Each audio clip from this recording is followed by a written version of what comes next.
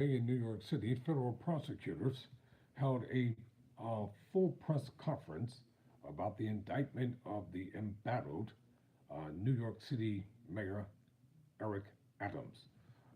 Earlier this afternoon, I brought to the cameras the response from Mayor Adams. Now, in the interest and fairness of good journalism, let's now go to the full press conference from the prosecutors and let's hear their side of this saga.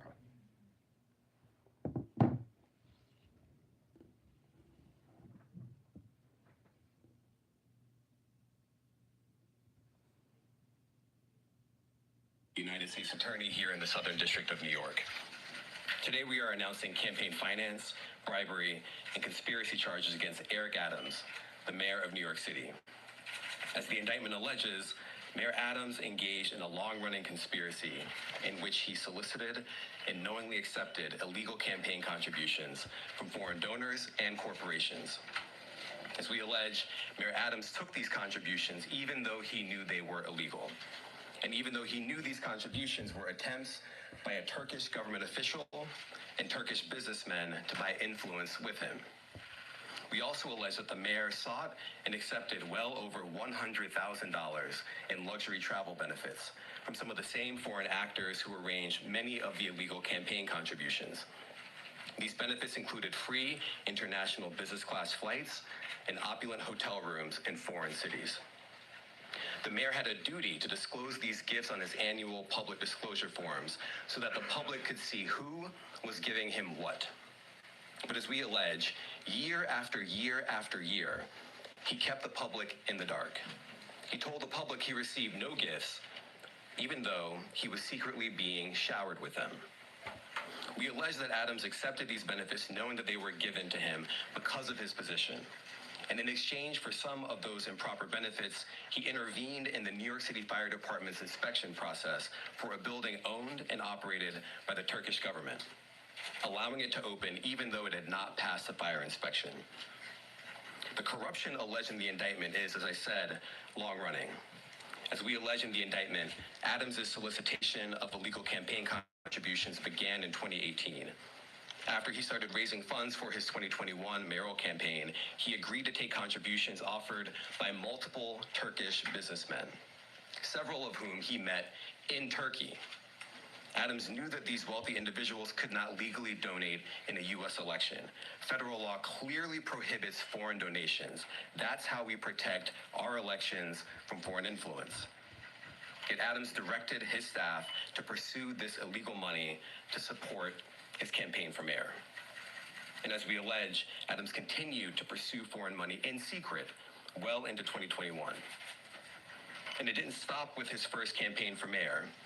As we allege, in 2023, the mayor rekindled these corrupt relationships, seeking more illegal campaign contributions from some of the same foreign sources to support his re-election campaign.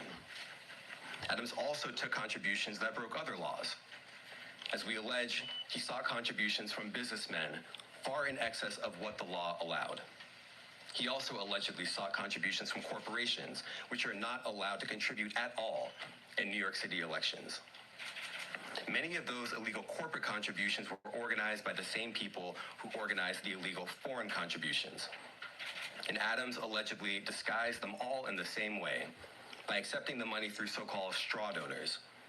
A straw donor contributes someone else's money, hiding the money's illegal source, such as a foreign businessman, a corporation, or a wealthy New Yorker who has already contributed the maximum amount allowed. And as we allege, Adams circumvented all of these laws, taking contributions from exactly the sources the law prohibits, all to benefit his mayoral campaigns. He cheated on me with her. How I found out? I used Famio. Excuse me for one moment here. I'm working with this. I have to delete these commercials. All right. Also personally benefited from the illegal conduct of the indictment. Adams solicited and accepted over $100,000 in luxury travel benefits for years from wealthy Turkish business people and at least one Turkish government official seeking to gain influence over him. Adams started accepting undisclosed luxury travel benefits at least as early as 2016. He took these benefits nearly every year through 2021. Here are some of the benefits that we uncovered. For those of you just tuning in, this is Tyrone Bowman Live, and you are watching a full press conference from the federal government concerning the indictment of New York Mayor Eric Adams, and they are outlining exactly the specificity, what the specific charges are. Now let's get back to the video. During our investigation, in 2016, Adams flew to India through Turkey and received 2 free round-trip upgrades for business class seats. That's the highest class on Turkey's national airline. Those upgrades were worth more than $12,000, and none of it was publicly disclosed. In 2017, Adams accepted free business class tickets for himself and his travel companions to France, Turkey, and China. And he was put up in the Bentley suite in the St. Regis Hotel in Istanbul. All of that was worth more than $41,000, and none of it was publicly disclosed. Also in 2017, he flew to China, again, through Turkey, and accepted 2 free business class tickets for himself and a companion. Those were worth more than $16,000, and none of it was publicly disclosed. In 2018, he flew to Hungary through Turkey and accepted free upgrades for business class seats. Those were worth more than $12,000, and none of it was publicly disclosed. In 2019, he flew to Turkey and accepted a free upgrade to business class for his companion and a free stay in a lavish suite at the St. Regis Hotel in Istanbul. That was worth more than $9,000. And again, none of it was publicly disclosed. In 2021, Adams solicited business class tickets to Istanbul, stays at luxury hotels and resorts, yacht tours, and meals. As we allege, he asked to pay a nominal fee for all of this in order to disguise what we allege were in fact bribes. He canceled that trip at the very last minute, but the benefits that he solicited were worth more than $21,000. And later in 2021, Adams flew to Ghana, again through Turkey, and accepted free business class ticket upgrades and other gifts while he was on a layover in Istanbul. Those benefits were worth more than $12,000, and just like all the other benefits I've just run through, none of it was publicly disclosed. Now I want to be clear, these upgrades and freebies were not part of some frequent flyer or loyalty program available to the general public. As we allege, this was a multi-year scheme to buy favor with a single New York City politician on the rise, Eric Adams. Now this is a chart with all of the undisclosed travel benefits that we uncovered during the investigation. We just listed all out here. You see the year, 2016, 2017, 2017, 2018, 2019, and 2021. The destination, India all the way to Ghana. The benefits, the free upgrades or free tickets altogether, the hotel stays, and the value.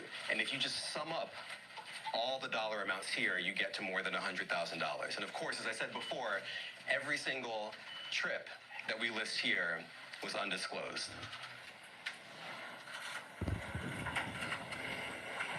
As we allege in the indictment, in addition to not disclosing these benefits, Adams sometimes created fake paper trails to try to cover up the travel benefits he solicited and received. Let me give you one example. Adams wrote emails to his staff suggesting he paid for his 2017 business class flights on the Turkish airline when, as we allege, he did not. Those flights were worth a lot of money. Just one ticket alone cost more than $10,000. But months after taking the flights, Adams wrote an email to a staff member and told the staff member that he had left cash in her desk drawer and that she should send the money to the Turkish airline to pay for a trip he had already taken. As the indictment makes clear, that's just a clumsy cover-up. Now, just because Adams received benefits for free, that doesn't mean that there weren't strings attached. As we allege, a particular Turkish government official behind many of the benefits Adams sought and accepted gave Adams all these things to gain influence over him. We allege that Adams knew that and took the benefits anyway. We allege that when the Turkish government official needed him, Adams also took corrupt official action in exchange for some of the luxury travel benefits. In 2021, the Turkish government official was trying to open a brand new high-rise building in Manhattan that would house Turkey's consulate. There was significant time pressure because the Turkish official desperately needed the building to be open in time for a visit from Turkey's president. This building was important to the Turkish official, and it was important to Turkey.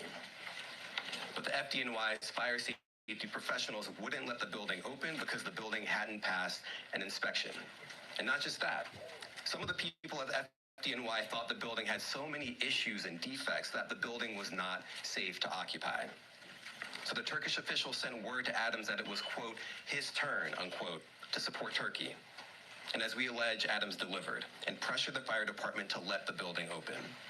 The FDNY professionals were convinced that they would lose their jobs if they didn't back down. And so they did. They got out of the way and let the building open. The Turkish official got what he wanted, and as we explained in the indictment, just 4 days after Adams held up his end of the bargain, he went right back to soliciting more travel benefits from the Turkish airline. Now, I want to make 3 things crystal clear. First, the conduct alleged in the indictment, the foreign money, the corporate money, the bribery, the years of concealment, is a grave breach of the public's trust. Public office is a privilege. We allege that Mayor Adams abused that privilege and broke the law. Laws that are designed to ensure that officials like him serve the people, not the highest bidder, not a foreign bidder, and certainly not a foreign power. These are bright red lines, and we allege that the mayor crossed them again and again for years. That is the only reason we are here today. Second, this investigation continues. We continue to dig, and we will hold more people accountable. And I encourage anyone with information to come forward and to do so before it is too late. And third, the Southern District of New York remains committed to rooting out corruption without fear or favor and without regard to partisan politics. We are not focused on the right or the left. We are focused only on right and wrong. That is our duty, and we will fulfill it.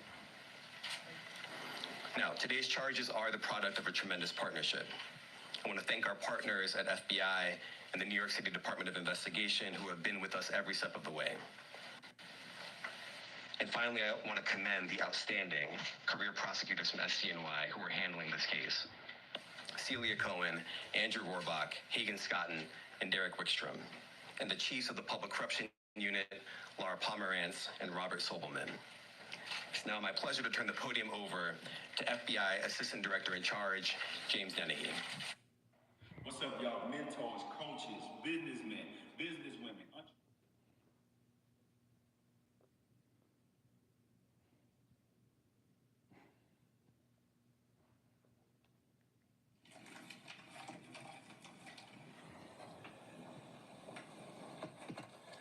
Good morning, and thank you for being here today. The indictment of a sitting mayor is not just another headline. It is a stinging reminder that no one is above the law or beyond reproach, and it serves as a sobering moment for all of us who place our trust in elected officials. Today's indictment sends a powerful message to every elected official in this country. Public service is a profound responsibility and should be a noble calling. When that's perverted by greed and dishonesty, it robs us of our trust. It's a pact between leaders and their communities, built on the pillars of trust, accountability, and transparency. When that pact is broken, the consequences ripple far beyond one office or one election cycle. We know not all leaders are corrupt. We know there are countless public servants who wake up every day with the intention of doing right by their constituents. But we cannot ignore the shadow cast by moments like this. When trust is eroded, it takes years, sometimes decades, to rebuild. The weight of today's actions falls not just on the indicted official, but on every other public official who must now work harder to earn the public's confidence in them. It's important to remember accountability isn't just about punishing those with alleged wrongdoings. It's about lifting the communities they've let down. It's about rebuilding, restoring, and reimagining what public servants can and should do. It's up to us to demand more from our leaders, to hold them to the highest standards, and to remind them that the power of public office should never be abused. While some may be disappointed today, let me encourage you not to be defeated. The strength of our communities, our faith in one another, and our collective resilience are far greater than the alleged failings of any one individual. In closing, I'd like to thank the U.S. Attorney for the Southern District of New York, Damian Williams, and his office, Commissioner Jocelyn Strauber, and the New York City Department of Investigation and her team, as well as my team, the Public Corruption Squad here at FBI New York. Thank you. I'd like to welcome up Commissioner Jocelyn Strauber from the New York City Department of Investigation.